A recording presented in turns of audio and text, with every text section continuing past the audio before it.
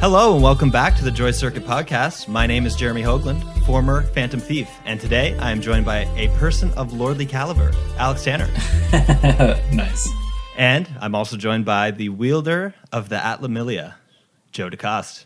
No, nice. I'm not lordly, though. Well, I mean, I'm trying to make a fucking reference, Joe, to the future running order, but, you know, you're lordly. You're lordly enough, Joe. Okay. I'll be both. Yeah. What's just directly below a lord? I don't know, like a servant. There's a big disparity between lords and everybody else. That's kind of the point. The JRPG Chronicles. So what this is, we've all picked 3 games from various eras of the JRPG genre, and we're basically just going to go one by one. We've all picked a game, so Alex is going to get into his game, then Joe's going to get into his game, and I will lastly get into my game. If you listen to the intro, I gave some hints as to what these games actually are. So if you are a deep fan of the JRPG genre, I hope you picked up on that. So we're going to start with Alex Tanner today. Now, the game he's bringing is none other than Ogre Battle 64, Person of Lordly Caliber. Possibly one of the only JRPGs on the Nintendo 64, from my recollection. So that's actually where I want to start, is that I guess during that generation, we all know that PlayStation 1 was kind of the JRPG monster, right? Even today it has some classics that, well, like Final Fantasy 7, Final Fantasy Tactics, Front Mission. There's a lot of games on there that haven't been beat. And Nintendo 64 often gets kind of, I don't know, I guess labeled as just like a kid's party game machine. Other than like Zelda and Mario. But in truth, Ogre Battle 64 is an incredible RPG. It's not, I guess what we could talk about this right before the podcast, but the term JRPG, I guess in prior years, that was kind of synonymous with like turn-based RPG. But I guess this isn't that. This is the like tactical / strategy RPG. But it is Japanese. It's very similar in a lot of mechanics to a lot of other JRPGs. I just want to touch on that for a second, Alex. Sure. Our definition, like my definition of a JRPG, is basically if it has, you know, it has leveling, it has that sort of thing, like statistic based. It has its heart in statistics, and the battle system can be whatever it is. And you'll see with this list that they're all 3 games that are much different, but to me, they're all still JRPGs. So to start, the Ogre Battle 64 is part of the Ogre Battle series, which started with March of the Black Queen on SNES. Yep. And then there was also Let Us Cling Together. I don't know what the original was on. It was remade for the PSP, but I'm not sure what the original game was for. I think it was for Super Nintendo as well. And then there's Night Isn't. It was on PlayStation 1, but I don't know if that was the original. Anyways, continue. I'll look into that. And then there was Night. Is it Night or Knights of Lotus? That's the one you played, right, Jeremy? The Knight of Lotus. The Knight of Lotus. And then Game Boy Advance. There was Ogre Battle 64. So this game, like the original March of the Black Queen. Super Famicom, Alex. That So was Super the original Nintendo? March of the Black. Let Us Cling Together. Okay. Yeah. There were other games too. I think there were other spin-offs, but they weren't like, those are the 4 main, I think. Mm-hmm. So this game is part of that series. They're actually, I think storyline, they actually do align. I think it goes March of the Black Queen. Then at the same time, it's Ogre Battle 64 and Let Us Cling Together, because the characters from the first game are actually split as recruitable in the other 2 games. Yeah, and the Knight of Lotus is more of a side story. Yeah, exactly. And I think it's a prequel or something too. So Yeah. There's a lot of lore to this series, but just standalone, this game is pretty awesome. So in terms of combat, it's not like Final Fantasy Tactics where you come in like with 5 units. I guess I'll compare it a lot to Tactics because this series was actually created by Matsuno, who also created Tactics. He went on after creating this Ogre series to do Tactics. Final Fantasy Tactics. Just Final to Fantasy Tactics, clarify. yes. Yeah. So you command, in a normal battle, you command 10 units. Each unit is made up of 5 individual characters. your army can have almost 100 units in total, like individual characters in total, with 30 almost 30 separate units of 5. So it's almost like an RTS in a way, because you start out with your base, you can summon these different units of 5 people, and then you kind of send them off of the map. When they collide with an enemy unit, it goes into like an automated battle. The automated battle, you kind of set almost gambits: attack the leader, attack the highest health, attack the lowest health. And so then when you say gambits, you're referring to like Final Fantasy 12 style, yeah. Also a Matsuno game, and yeah, exactly, somewhat. And your units will play out that battle based on their class, what equipment they have, their positioning in this 3x3 grid that you set up before the battle. So that's kind of how the mechanics. It's kind of automated, but you are kind of like this master tactician who's sending your units across the map to combat the enemy. The point of the thing of each combat engagement is to spawn your units, move across the map, take out the enemy commander, and on the way, capture or liberate other towns along the way. So through this game, you can recruit a ton of unique characters, some as mentioned from March of the Black Queen, such as the main protagonist, Destin, I think his name is. You can also recruit monsters like dragons, golems, hellhounds, and other species like hawkmen, who are a staple in this series. Hawkmen. Yeah, you can make flying units, actually, where you can just like go over different terrain and stuff without being kind of impaired. It has like a classic class system similar to Final Fantasy Tactics. You have things like knights, witches, wizards, clerics, which at a certain point in the game get upgraded to like paladins, sorceresses, priests. There are also special classes that you have to do side quests for, like dragoon, princess, lich, angel, where they all have special abilities. Yeah, lich is like super powerful magic wise. Dragoon is like the hardest hitting physical class and gets like an extra turn, I think. And princess gives everybody in that unit an extra turn. Units Princess, that's such a sick class title. It's actually not easy to get either. A lot of those, it takes a lot of like side quests and little things. You have to do it. You have to know what you're doing, and you'll probably miss it. But units have alignment based on like, if you just have like a high level unit going around slaughtering all these low level guys, they'll become like chaotic. Yep. If you fight high alignment people and you kill them, you'll start going down the other way.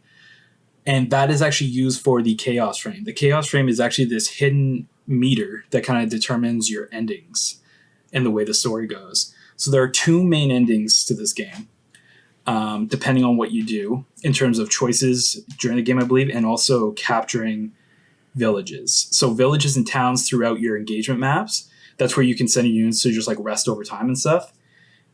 But to capture them, they have like a alignment number. And so you have to send units that have similar alignment. Alignment is kind of like D&D style, where it's like unlawful to lawful with neutral in the middle. And so the village could have a number of 80. So you'd have to have a unit who's more towards lawful. Capture it. Or liberate it, sorry. If it's like 30, then you have to have someone who's more like chaotic to liberate it. If you ignore that and you go the opposite route and just send somebody who's like chaotic to capture a lawful village, then they will capture it, which actually deducts a chaos point. Depending on how these points add up at the end will determine your outcome. There are 2 main endings. I won't go too deep into them, but essentially based on the characters you have and the number of your chaos frame, you could either become like the king, or you end up like kicked out and banished and fighting the heroes of the prior game as like a secret hidden mission at the end. Sick. The story itself is very similar to Tactics. It's like political drama. You start out as a military recruit for your country. You quickly realize, and you're from like nobility, you quickly realize that you're kind of on the wrong side and you switch sides.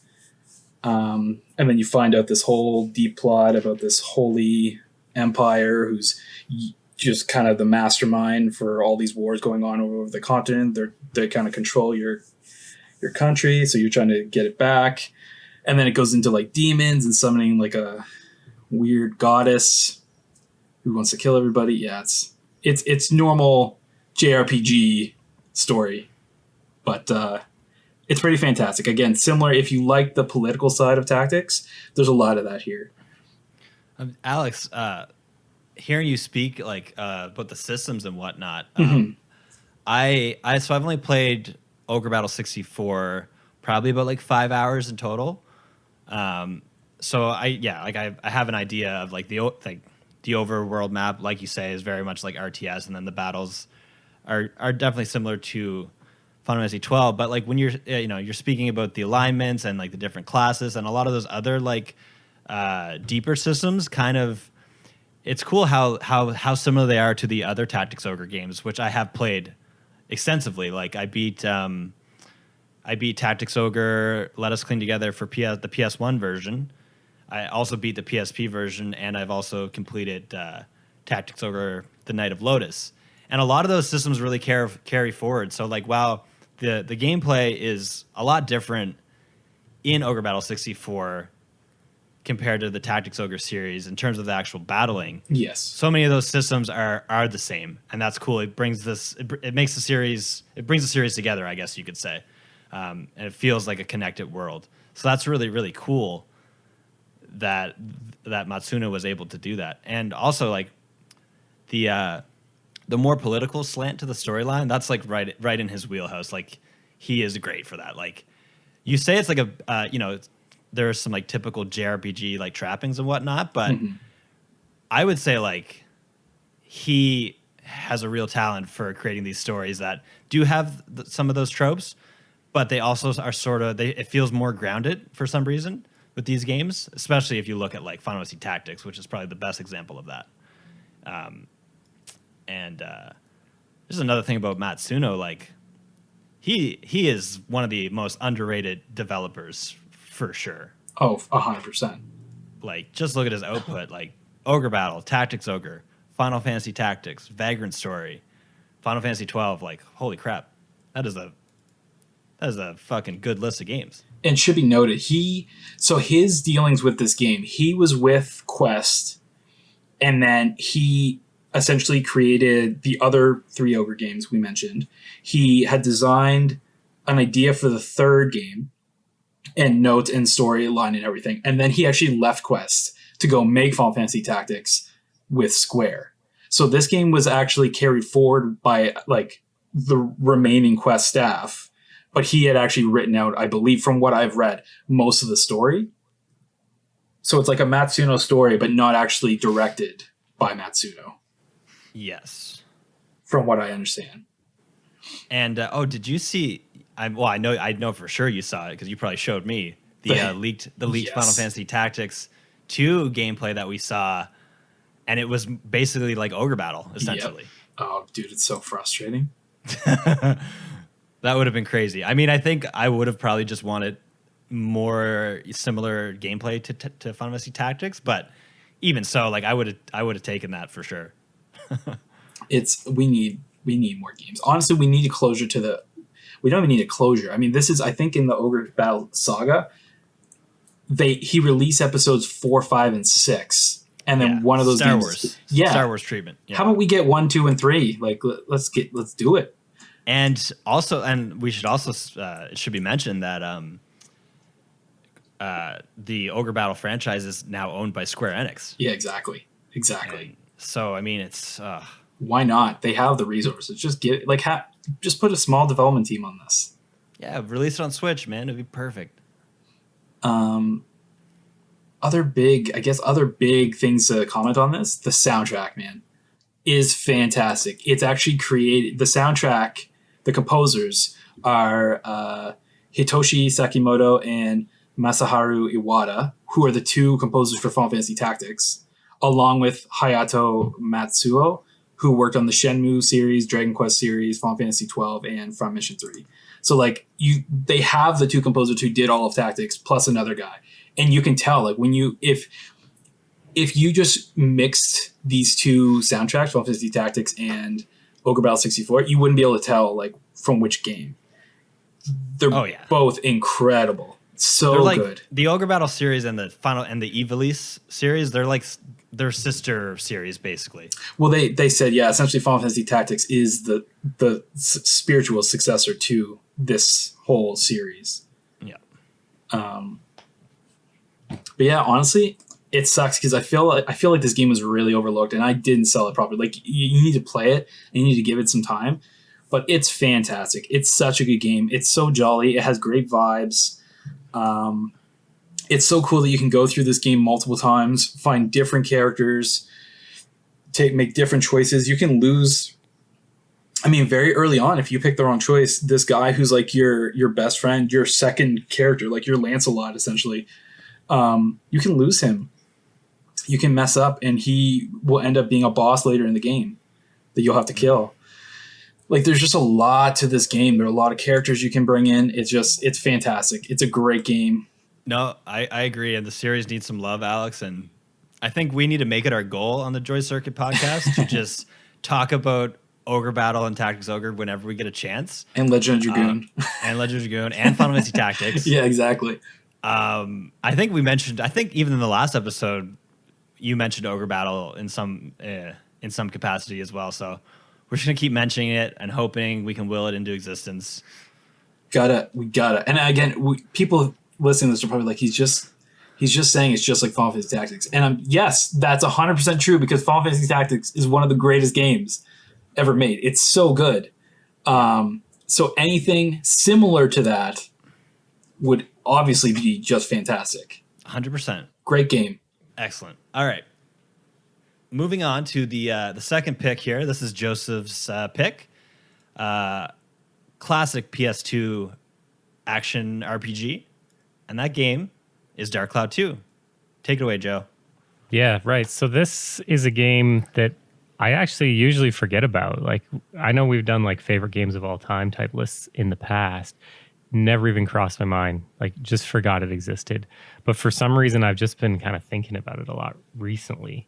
And every time I think about it, I'm just like, that game really is so underrated, and maybe one of the most overlooked RPGs, maybe even one of the more overlooked games of all time. So basically, the idea behind Dark Cloud is it's kind of a cartoony action RPG. The storyline kind of goes that you have the Emperor Griffin. He destroyed the world because he basically wants to rebuild a better world. But he is looking for these stones that allow time travel. And so he spares this town, which is where the main protagonist, Max, lives. And he actually has this stone. And throughout the game, the idea is you team up with another holder of a stone that allows time travel, and you travel kind of back and forth through time to try to rebuild and restore the world that was destroyed by Emperor Griffin, and eventually try to stop Emperor Griffin. But so like, I remember playing it, the story was okay, but I feel like it was okay more in terms of it really kept things fairly lighthearted, and it let the gameplay systems in this game shine. And that's kind of where this game stands out every time I think back on it, is in the gameplay systems and just the sheer kind of number of gameplay systems. 100%. That they put a lot of effort into them. So like, they're not just like half-assed. They're like key parts of the game that I probably spent like dozens of hours on each of these things. So I'm not necessarily going to go in the most important system, but like the ones that stand out to me immediately are the Georama system.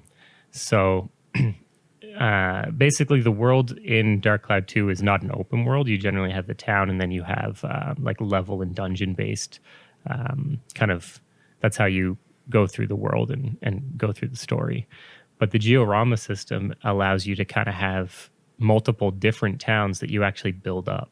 And this is actually built into the story. So it kind of ties in with the idea that you're trying to restore the world that was destroyed.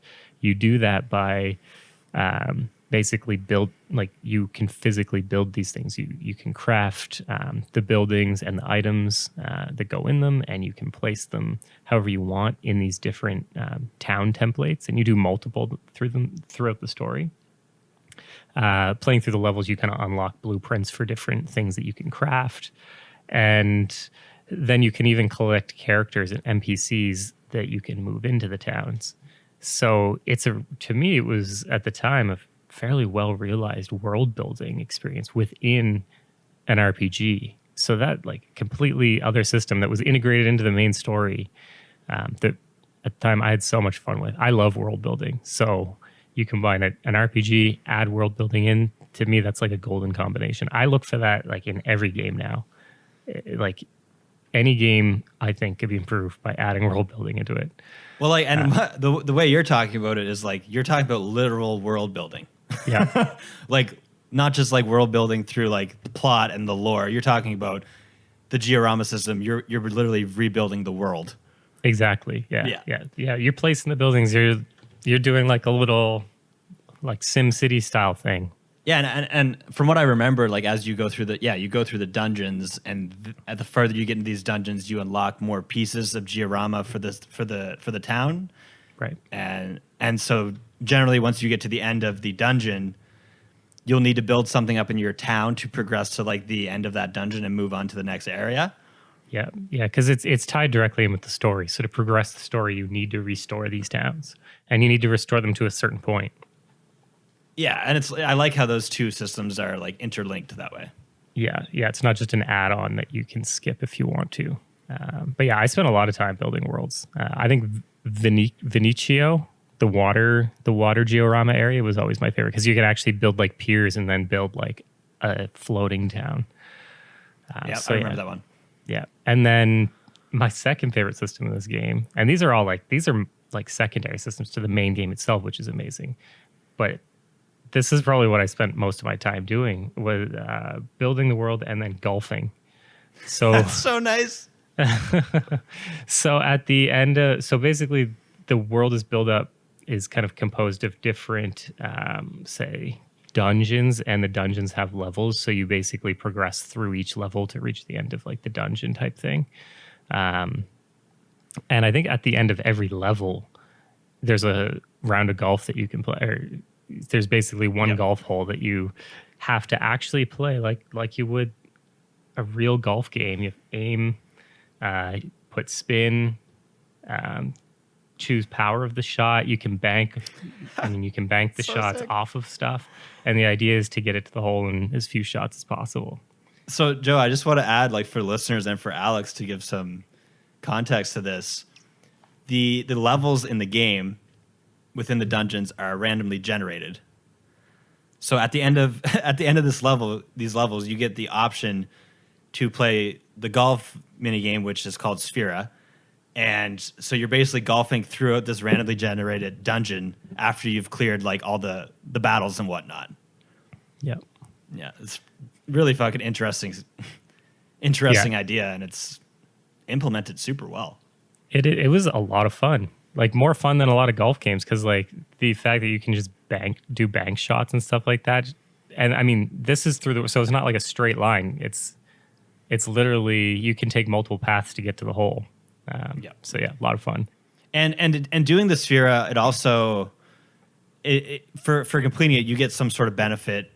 I can't remember what you get, but I know you get like something out of it, like that will enhance your battling it or diorama or whatever.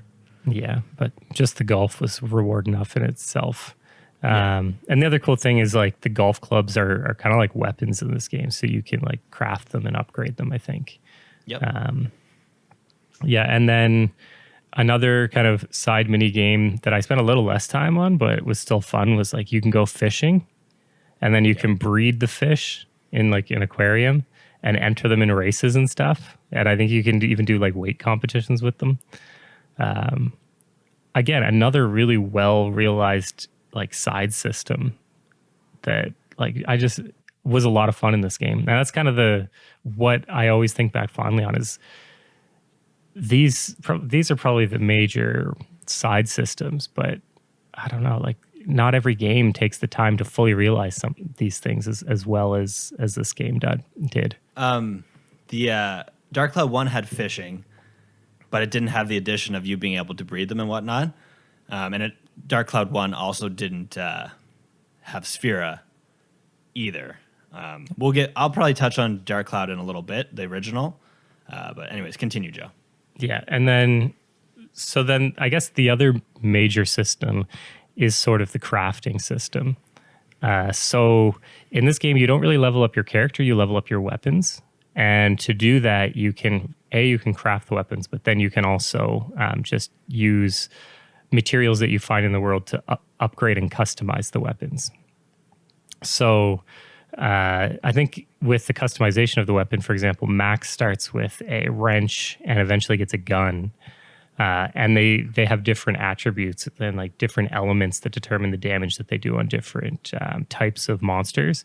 So you can completely customize that by putting different stones and materials in and synthesizing it into the weapon. But then aside from crafting weapons, you can also craft different items, and you can craft different components for your robot guy that you can ride along in and fight with. And I forgot all about him. Yeah, Ride Pod. Ride Pod. Yep. So you can craft him new arms which do more damage and stuff like that. And you can craft obviously the building materials and stuff for the towns. But the coolest thing about this whole crafting system is that in order to like craft and invent things, like you don't just have a list of things that you can see and choose what to craft. You go through the world and you take pictures, and you can take pictures of pretty much anything. And some of them will make it into your photo album. And then you go to your photo album and you combine pictures together in order to invent different things. So it could be like a picture of a pot and a picture of a stick and a picture of some shoes or something like that. And it might turn into something. And you just kind of take all the pictures and you just trial and error, combine different things together and see what actually pumps out an invention. So that to me was a lot of fun. I just, before you move on, I just want to say, the crafting is awesome, and I really loved the skill trees because you don't level up your character, you level up the weapons. So you have your melee weapon and then you have your ranged weapon. So like for the gun, for example, you can go in like a couple different directions as you develop it and upgrade it. You can go more of like a machine gun route, or you can end up with more of a rocket launcher, depending on how you want to play. The rocket launcher is much better than the machine gun, I'll tell you that. And that's cool. And another thing I love in this game, you have two characters. So we don't just have Max, we also have Monica, and she uses a sword and an armlet. Yeah. So she basically has sword and magic, whereas Max has a wrench, which can turn into, I believe, like a hammer or an axe or something if you want to go that route, and a gun, and then she has the sword and the magic. So it's really nice. They complement each other well, and it's another huge improvement over Dark Cloud 1, whereas in Dark Cloud 1, I believe you had 6 characters, and it was just too many. You only really needed like 1 or 2. So I really liked how they toned it down to 2 characters, and they just really focused in on that, and it made it a lot more enjoyable. Yeah. That actually kind of brings us to the combat itself. I had a lot of fun with the combat. I don't think it's necessarily the biggest standout feature of the game. It's just kind of mostly hack and slash, just action RPG. But I think for the type of game, it was kind of a game that was really laid back to just run around and play. So hack and slash style kind of fit perfectly. And the other cool thing, so you mentioned Max and Monica, is you can switch between them in the middle of a level. So you can play a bit with Max, then you can swap over to Monica. If one dies, you can play with the other. So it gave you that extra like customization of how you wanted to play the game in any given level, or how you wanted to approach any given fight. I think I used Monica a lot, and probably more than I used Max when I played. Both really good. Yeah. And then I think the last thing is so in the game you can collect monster badges, and then Monica can actually turn into different monsters too. So not a system I remember using a ton, but yeah, just another system that was kind of fun. Yeah, like Max gets the ride pod and Monica can change into monsters. Right. Yeah. I think I used the ride pod more than the monsters, but yeah. But yeah, I think overall though, the game, when I think back on it, it's just like a very positive, like lighthearted, fun type of game to play. So it's not, a heavy, deep, thoughtful RPG. It's just a lot of fun, and it has a lot of really fun systems to support that. So, I mean, you could turn it on and just decide you want to do some fishing, want to do some golfing, or you can just kind of chill and do some kind of laid back combat. The art style supported that, being very cartoony. The music was always kind of nice and upbeat. It's not a masterpiece in terms of music, but I always remember thinking how well the music suited the different settings and supported the like lighthearted fun aspect of the game. So yeah, I think hugely underrated game. I don't even know, like, I think it sold relatively well in Japan, but I don't know how it did outside of Japan. And it definitely didn't sell anywhere near on the scale of some of the big mainstream RPGs. I think it did okay. Yeah. I feel like it probably, I would guess that it sold maybe 1 million copies. Yeah, I couldn't find the full numbers. I could find something around like 250, 300,000 copies in Japan. Okay. Which is okay, but, you know, definitely not in like AAA big game territory. Which to me, it's a game that actually would have a ton of mainstream appeal, like more so than a lot of bigger, more influential RPGs, just because it is just so fun. So yeah, it did have enough, I guess, fan base for them to at least they released HD version on PS4 a couple of years ago with trophies and whatnot for Dark Cloud 1 and 2. So it got a little bit of love in that respect on modern. It's like easily accessible. The last year I actually went through Dark Cloud 1 and I got the platinum trophy. And I really appreciated Dark Cloud 1 more this time around because I had played the original after I played Dark Cloud 2 and it was just such a step down. But I think having like the amount of distance and going back to Dark Cloud 1 really made me appreciate the original game. And then when I think about Dark Cloud 2, I'm just like, yeah, Dark Cloud 2 improved on that game in every single way. So I'm hoping to in the next year, like go through Dark Cloud 2 again and give it I'm just so excited for that day when I finally get to play it again. I know it's going to be a great time. And I just want to say something. This is Level 5's one of their early games, maybe their second game. And Level 5 is a developer that has gone on to create some of my favorite games of all time. So obviously we have the Dark Cloud series. They did Dragon Quest 8 and Dragon Quest 9 for Square Enix. Dragon Quest 8 is arguably the best game in that series. They went on to do Ni no Kuni 1 and 2. There's a host of other games that they've created that I haven't necessarily appealed to me. I know they did Yokai Watch, which was a bit of a phenomenon in Japan for a bit. They also did like White Knight Chronicles on PS3. Those are lesser appealing to me, but this is a great developer, and man, I would just love for one more Dark Cloud game, like on a modern console. I could just see how good it could be, and you never know. You never know. Yeah, I would get hyped for that. Yeah, is Dark Cloud owned by Sony? It's published by Sony, so yeah, probably. I think it is because I think Level 5 has even commented when I looked into it that they would be fine to make a third one, but they don't own the IP. I think they co-own it, so I think it's like split ownership.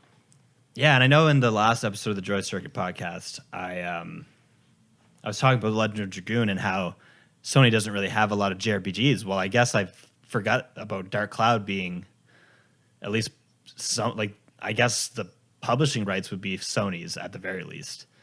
Yeah, they would at least have to be on board. Yeah, they'd have to be on board and they'd have to want to publish it for sure. Yeah, and that's another JRPG series that I guess you could call Sony exclusive that they've kind of let fall by the wayside. And yeah, dude, a Dark Cloud 3 would be sick, man. Hopefully.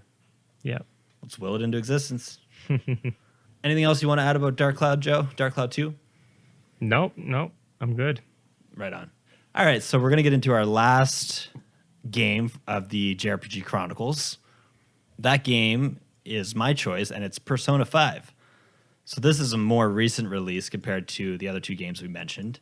It came out on September 15th, 2016 in Japan, and April 4th, 2017 in the West. Was probably a lot of people probably got into the series with Persona 4 Golden on PS Vita.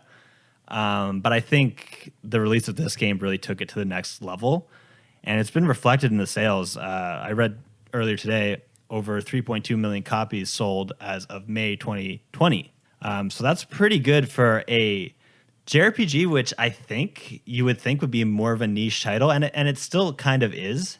It still kind of has those values, but I think it's maybe not mainstream, but it's like knocking on the door of being mainstream. Reflected in the sales, 3.2 million copies is no joke, and critically as well, super well received. The original has a 93 Metacritic, and Persona 5 Royal, which came out in March, is sitting at 95 Metacritic. So it's probably, I think this year it's probably the number one rated game if you're going by Metacritic scores. And I think this sort of cultural appeal is really cemented with his appearance, Joker's appearance in Super Smash Bros. Ultimate, which caught me by surprise. I was like, holy crap.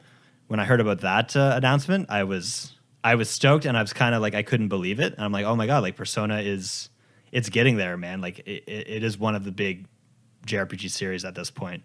So basically Persona 5 is a role-playing game developed by Atlas, Persona team. It is the 5th game in the Persona series, although technically I guess it's the 6th game because Persona 2 has 2 parts to it.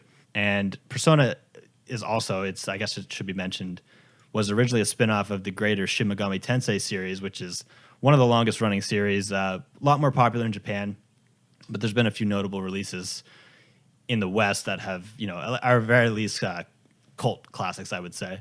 But yeah, so basically it takes place in a modern day Tokyo setting, and it follows a high school student known by the pseudonym Joker. And basically he is falsely accused for something to do with the politician who's like basically a corrupt politician. He gets sent to Tokyo to live with his uncle, and basically he forms a secret group of vigilantes known as the Phantom Thieves of Hearts. So as the Phantom Thieves, you basically are trying to invade people's palaces, which are essentially a subconscious manifestation of their like evil desires. So each palace in the game serves as the dungeon for that part of the story, and that dungeon is a manifestation of that specific antagonist's evil desires. So you go through, like, for example, like the first dungeon, it's a gym teacher at your school, and he's having like illicit relationships with students, and he's basically on a power trip. He's using his power as like a gym teacher to essentially manipulate people. So you basically, as the Phantom Thieves, you have the ability to enter these palaces through a smartphone app. It sounds crazy, and it is kind of crazy, and certainly the series does sort of veer into like JRPG bullshit territory, but I think the characters in the game help to really sell it for me, because as you get to know these characters, you really grow to care for them, and you really see their motivations. And a lot of the way that is handled is through this, I guess in the earlier Persona games, it's called the social link system. In this specific title, it's referred to as the confidant system. This game it goes on like a calendar-based system. So you basically play a year in the life of Joker. Every day you have a certain amount of time to spend, and you can spend that by entering a dungeon and progressing through the dungeon, which you will have to complete by a certain date in the game. But you can also spend that time getting to know some of these various characters. So basically Persona 5 has 2 separate modes of gameplay. That would be the dungeon crawling, and then the other half of the game is really your time in Tokyo. So you can spend that time at school, you can spend it hanging out with various confidants, you can spend it, there's mini games, you can spend the afternoon playing video games, or you can go to the batting cage. There's a lot of different ways that you can spend your time, and everything you do in the game, it has some benefit to you in terms of leveling up your character, gaining more abilities. So if you spend time with a certain confidant, that will increase your skills in combat in various ways. So it's really nice how everything is sort of tied together. And I mentioned the characters being really, really good. So you have Joker, obviously. You have your cat companion, Morgana. You have your sort of like best friend, Ryuji. You have Anne, who is like half American, Japanese, popular girl. You have Yusuke, who's more of like an artsy kind of... Yusuke was actually my least favorite character, I would say. Really? Yes. Then you have Makoto, who is top tier, just the best. Futaba, who's just love to hang out with Futaba. She seems like such a like a cool bud. And then it goes on and on. There's so many characters. There's so many confidants. Alex, who was your favorite character? That's a great question. You mean in party or just confidant? Could be whatever. In terms of actual character design, the teacher was the funniest. But she's like she's like a masseuse, but it's implied that she's like does more than that at night. Oh yeah. That's pretty funny.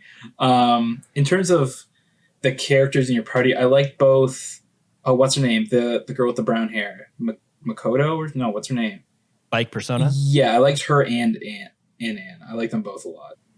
Probably Anne. And yeah, who did you choose as your like romantic love interest? Anne. And yeah, I choose Makoto.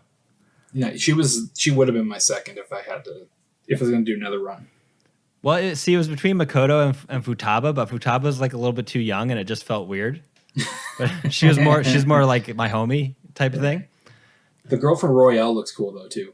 Royale, like you call it Royale. Well, whatever it's called. But the new girl, Persona 5 Royal. Yeah, Royal. Okay.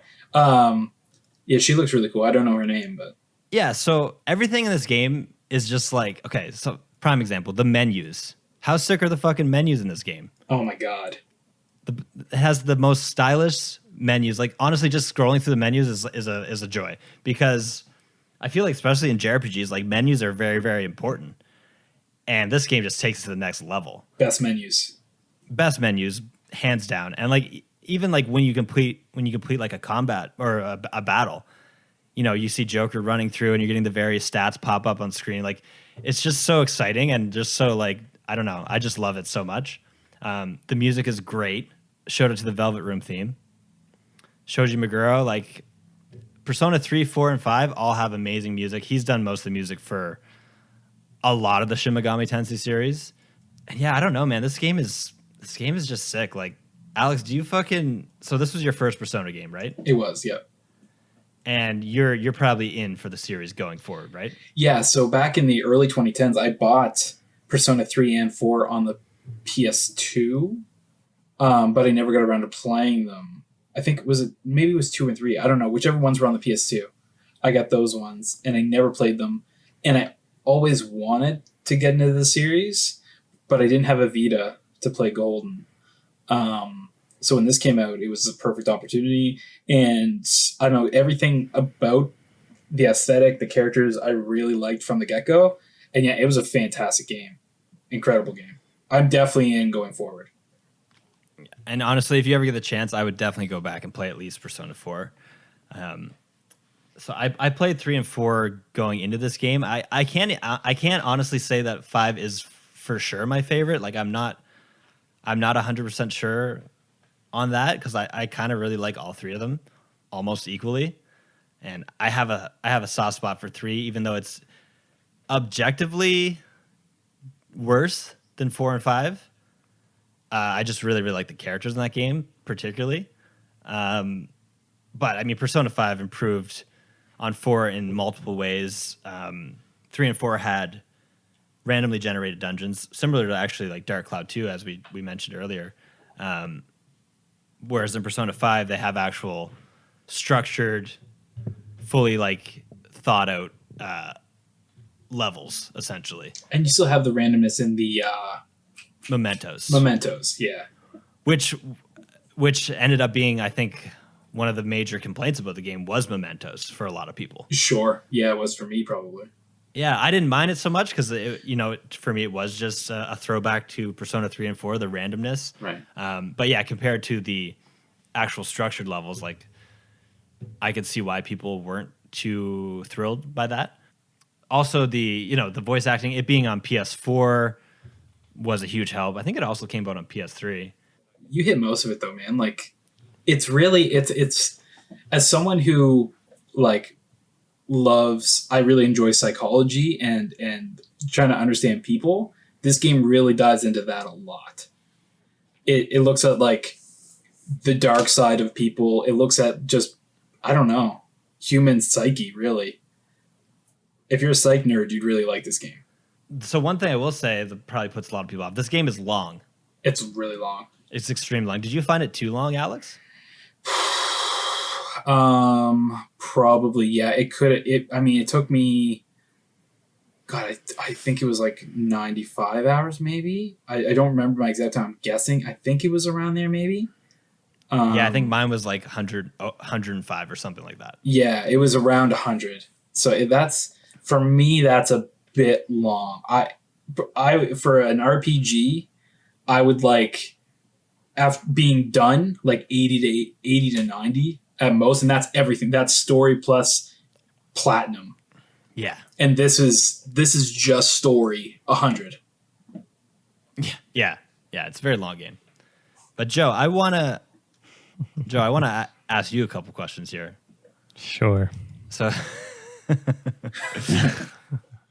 I guess similar to I sort of have just a weird dislike for Assassin's Creed, like for no real reason other than, I mean, I couldn't even really say what it is other than it's annual release, and you know, it has this weird future storyline that seems super lame. But I can't really say like that Assassin's Creed is bad. I just for some reason have no interest in it. But it's super popular and a lot of people love it. I feel like you kind of have a similar take on Persona 5 where you're just like, nah, this is stupid and I don't like it. But yeah, you love JRPGs. I do, but I am picky about the ones that I like. Like I don't play every JRPG, and I probably play more of the mainstream ones. Yeah. Well, see, I would say this is mainstream. I agree. Yeah. I think if you haven't played a good turn-based RPG in a while, like this has the best. It probably has the best turn-based combat, which I barely even talked about. Like, let me the say, combat is so great. I remember me and you talking about it back when we were playing it, and you're like, yeah, like I'm finding it really easy. I found this game hard as hell, really tough. Okay, so that's definitely because of my experience with 3 and 4. Yeah, because it was easier than 3 and 4. I found this game quite difficult for a turn-based RPG. Most turn-based RPGs I've played have been very simple. Like your team is a good amount above the others, and it's a matter of like just not messing up. This is, every battle felt hard. If you went up against the wrong enemy, even like the structured dungeons, you could easily wipe. Yeah. Did you wipe a couple times? I wiped a ton, man. I remember talking to Nick, and we were just like in PlayStation chat, and I was playing it, and I was like, well, there goes an hour of game time. Like I just wiped on something. They just like stunned my people. Oh my God. I got so frustrated with this game so many times. Well, see, yeah, the combat is punishing, but it's also it also rewards just like knowing the weaknesses. That's the main thing. Yes, exactly. You 100% have to know the weaknesses. It should be noted, Joker, all your other party members have like a set element to their persona, but Joker has like multiple that he can switch through. So like if you are new and you don't know what persona or what element or what like spells are good, yeah, it's challenging. It's really hard. Yeah, and Joe, think of like, so the battle system, it's turn-based. You have 4 characters in your party at a time. Like Alex said, each character outside of the main character has a persona, which is basically, think of it like, it's like a Pokemon kind of thing, you know? It's more of a demon in this universe, but a persona who fights with you, and they're basically the source of all your magical attacks. So each character has a persona with a different element, and obviously that element has weaknesses and resistances. Your main character can switch between multiple personas. There's like hundreds of them, and you can sort of fuse and create those as you please.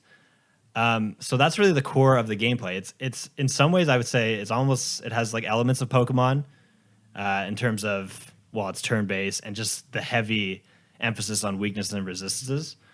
But you also have like your physical attacks. Each character has a gun as well, which are good against certain types of enemies. So just a lot to consider. And you can also do like these team up attacks, which are super fucking sick. And I think, and a main thing that makes the combat cool is when you hit an enemy with its weaknesses, it basically gets knocked down, and it basically misses a turn. But then also enemies can do that to you as well. So your characters get knocked down. So it's really just a battle between that and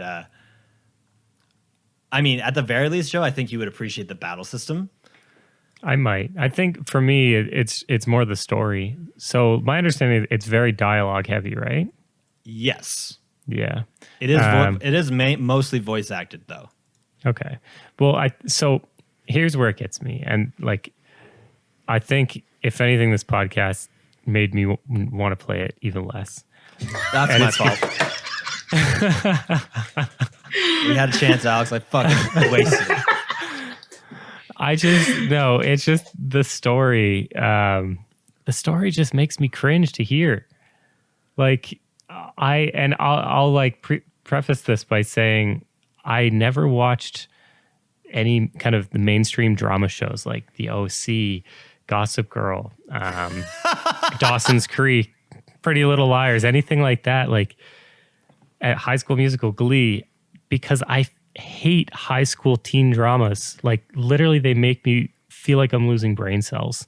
And this game, and I think I did start this game and played like 20 minutes of something. Maybe it was a demo or something. And it just like, it instantly made me think of all those types of shows, like that type of genre of drama. And it kills me. Like Stacy watches them.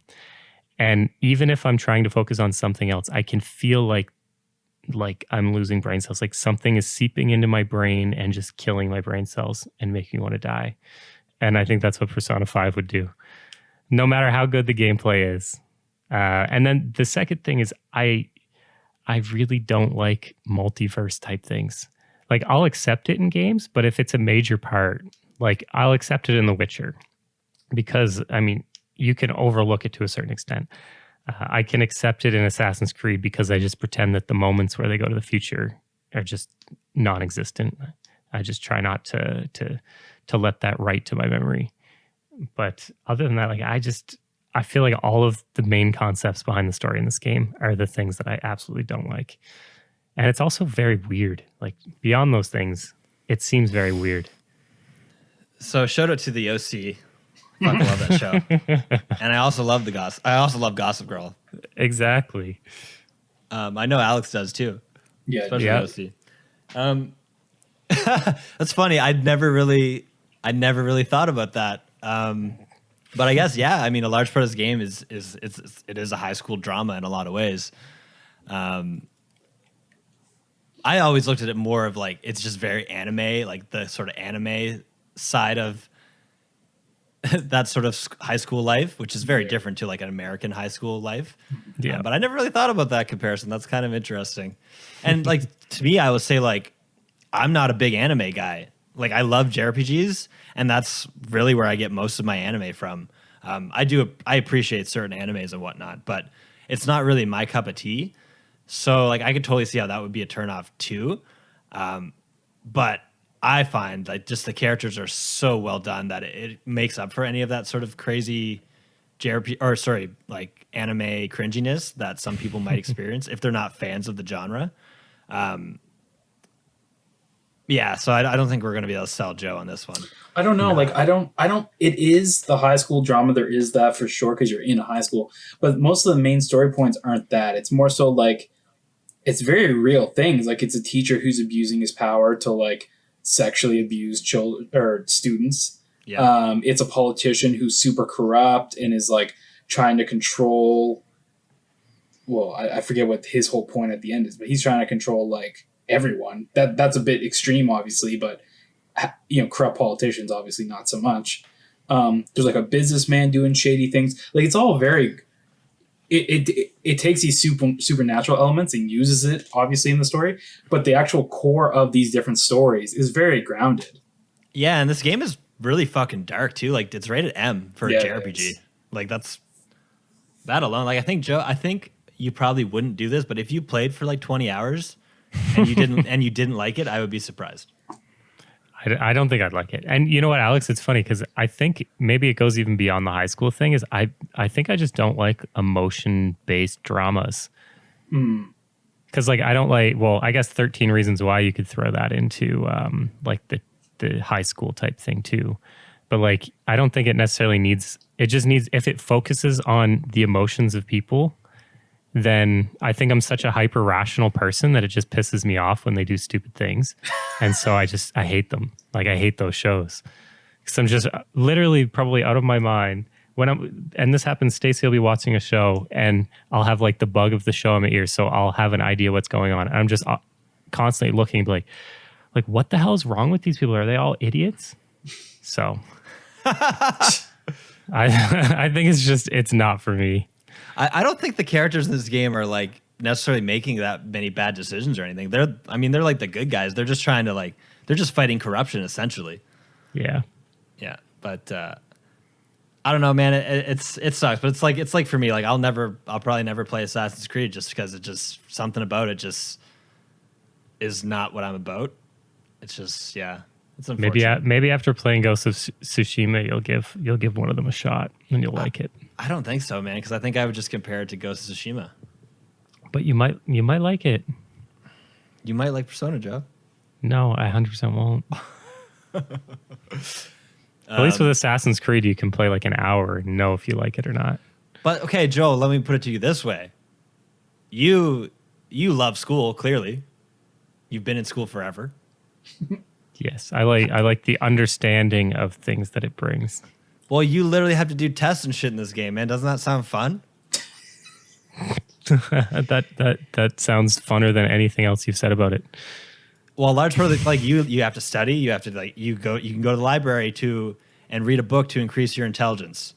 Things like that are really, really cool. Like the mundane aspects of this game are really, really fun, and it's a nice like counterbalance to the dungeon crawling aspect of the game. Yeah, that part doesn't sound bad. I don't know, Joe. I feel like I don't know. I feel like I feel like you don't. This game being so long, being like 100 hours long, it's obviously hard to be like, okay, just play it for like 20 hours and you probably would appreciate it. Yeah, I would never make it that far. Yeah, but I feel like you honestly would, man. I just feel like you would like the battle system. I feel like you would like the school stuff. I just remember the first, I don't know if it was 20 or 30 minutes. It just made my mind numb. Okay. I think Joe is like the opposite of what I said at the beginning, where I was like, if you're a psych person, you like understanding like like the rationale but behind human decision making and like internal conflict and strife. Joe's like, why don't they just do the optimal decision? It's like so clear. Why are you even why is this even a question in their mind? See, I like understanding human behavior from a rational standpoint. Yeah. I hate it when you bring in emotions that are clearly irrational and you just cannot make sense of something from a rational perspective. Because I'm like, why do these people not just think rationally? And then they wouldn't have these problems. Yeah, I guess you probably wouldn't like Ryuji very much then. He's just very rash. Yeah. Very emotional character. And then like Futaba, who's basically just a shut-in, who's like afraid of people. Like you would probably just look at her and be like, well, what's wrong with you? No, that's fine though. I mean, to each his own. But I all that being said, I think Persona 5 is hands down one of the best JRPGs of all time. Yeah, I agree. It's really good. And I mean, critically, obviously, it can't be argued. And I just think, it's a great series. So basically, we're going to go into the bonus round now. And this week's bonus round, I've titled it "The Day the JRPG Died." Oh. So I would like to point out, JRPGs didn't really die, but they certainly went for a period there. They seemed to disappear. At least the AAA JRPG definitely seemed like it was going the way of the dinosaur. So this segment, we're just going to reflect a little bit on the PS3 era of JRPGs and how it was kind of a barren run. And I know, Alex, you probably, when you think back to PS3, you don't really think of it that fondly compared to PlayStation 1 or 2 or even PlayStation 4. So we've had discussions about this for, like, I think these discussions started a decade ago. Like, there just came a point where the mainstream video games moved from a very diverse environment of different games, party games, platformers, shooters, RPGs, Western RPGs, JRPGs. And then it went during this PS3, Xbox 360 generation to just like shooters and more shooters and a little bit of action games. And that was my interpretation anyway. Coming from the GameCube era, where there was it was quite healthy creatively, I thought. During this time, I fell out of console gaming hard, and I really got into PC gaming, specifically MMOs, because that was kind of when MMOs were thriving. And maybe that's why, because you could get that from MMOs, and MMOs were dominating the market. So maybe developers weren't making RPGs because they knew people could get it elsewhere at this point, and they were the new hot thing. But man, there was just so little during this period.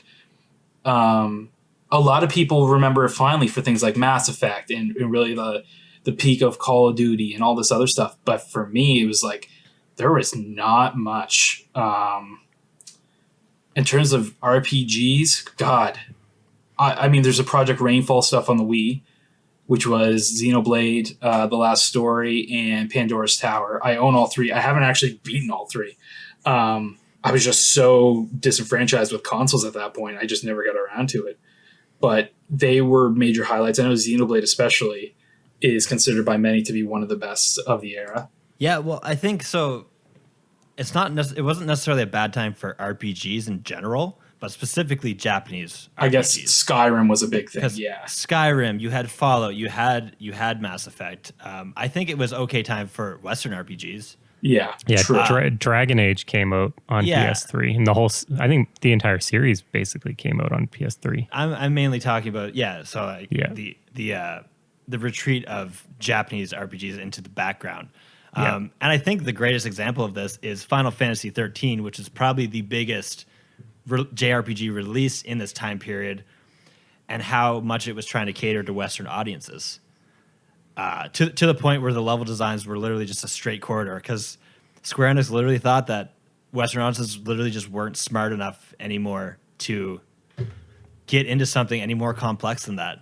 Yeah, you know what's insane, Jeremy? What you just said, it's like they thought Western audiences wanted linear, when it's like literally Western RPGs are the exact opposite of that. I know. So Western RPGs that have thrived here, that audiences enjoy in this area, are open world and do what you want. Play. It's like your own story, and they go it just doesn't even make sense. And really, I was talking about Persona 5. Really, from the time Persona 4 came out on PS2, which was 2008. So that was a late PS2 game. It actually was released after PS3 was already out in the wild. And that was probably the last really fantastic JRPG up until, you could argue there's obviously a couple titles that we'll mention, but from Persona 4 in 2008 to Persona 5 in 2017, but that whole space between, there was not a lot. I mentioned we got Final Fantasy 13, which was, to most people, garbage. Yeah. For me, the one bright spot was Ni no Kuni, which came out late towards the PS3 era. And again, that's another level 5 game. And that was sort of your classic JRPG with the full, the world map, exactly like you remembered it, for the older, PS1 era RPG style world map. And just a cool turn-based combat system, nice, cel-shaded graphics. And, it felt like this game had a budget behind it. But other than that, there's not really a solid JRPG on PS3 to that caliber, other than Ni no Kuni, for me. And I know, Alex, you mentioned Xenoblade, and there's some things on the Wii. But yeah, in terms of console gaming, it sucked. When did Awakening come out? Because that was a big one, I guess. So that's the next thing I want to touch on. During this time, I feel like the best JRPGs were almost exclusively on handheld. Yeah. So there was still a lot of great stuff that came out in that time period. Obviously, Pokemon was still coming out every couple of years. You had Fire Emblem, which finally took off in the West. Mm-hmm. Things like Bravely Default. Great game. And things like that. There was a lot of good like PS Vita RPGs and like things like that.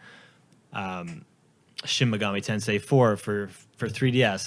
The list goes on. There's a lot, and even we got like I think it's 2011. We got Tactics Ogre Let Us Clean Together on PSP, and PSP things like that. Yeah, PSP had a lot of great stuff. We got Crisis Core and stuff like that.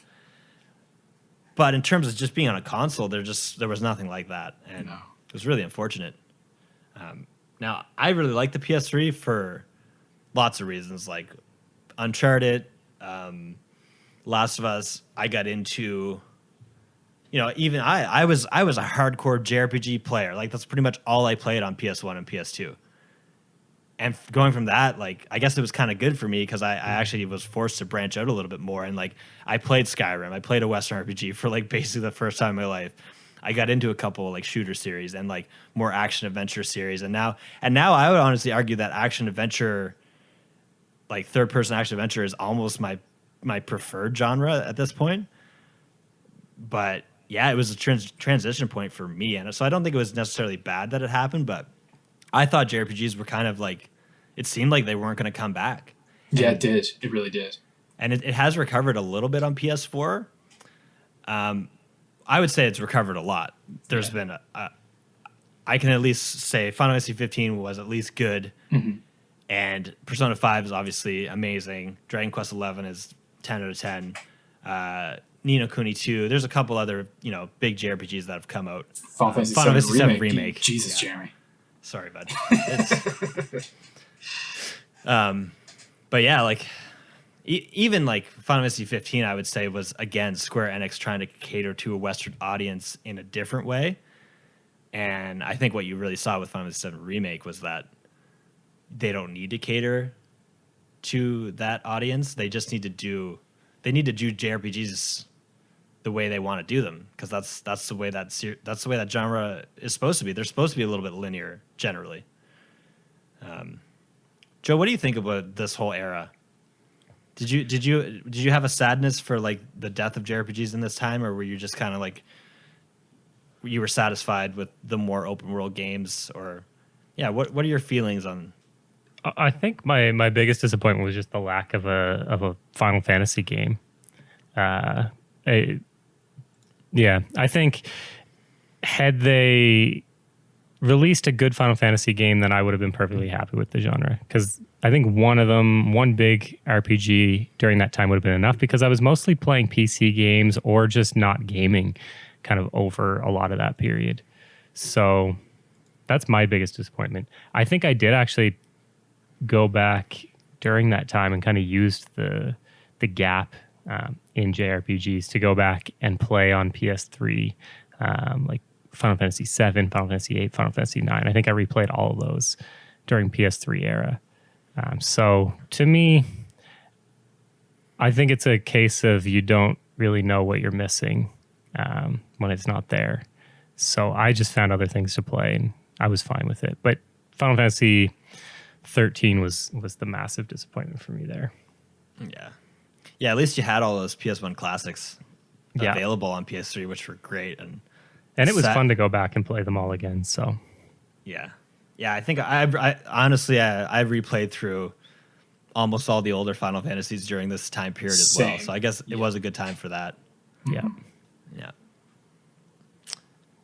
Anything else you want to lament, Alex? Yeah, I want to say I think another thing we kind of saw, and maybe I'm way off, but like it felt like that was the period where we went from PS1, PS2, those gens where there was a lot of creativity. There's a lot of weird little niche IPs coming out, and developers were taking chances. I don't think because games cost so much less, but things like Ogre Battle, things like the Mana series, things like, Chrono Trigger back in SNES and PlayStation 1 with Chrono Cross.